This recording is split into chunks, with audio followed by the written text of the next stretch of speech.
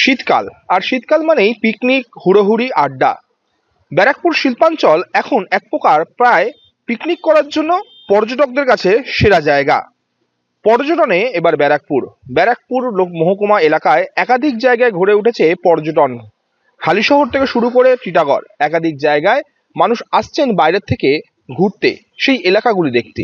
বিশেষত হালিশহরে রামপ্রসাদের ভিটে থেকে শুরু করে হালিশহরের সংগ্রহশালা, নৈহাটির বঙ্কিমচন্দ্র চট্টোপাধ্যায়ের বাসভবন থেকে শুরু করে ব্যারাকপুরের মঙ্গল পাণ্ডে, পর্যটকদের কাছে এখন নতুন ঠিকানা হয়ে উঠেছে ব্যারাকপুর।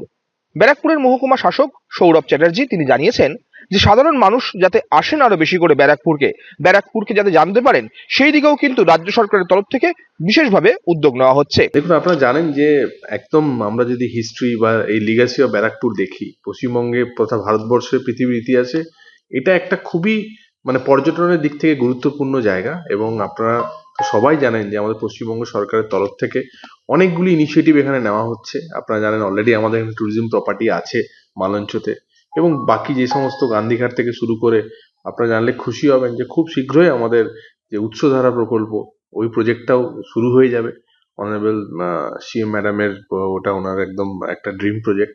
তার সঙ্গে আপনারা জানেন যে এখানে একদম আমাদের রামপ্রসাদের ভিটা থেকে শুরু করে বঙ্কিমচন্দ্রের বাসস্থান এবং গঙ্গার তীরবর্তী প্রচুর দর্শনীয় স্থান এখানে আছে।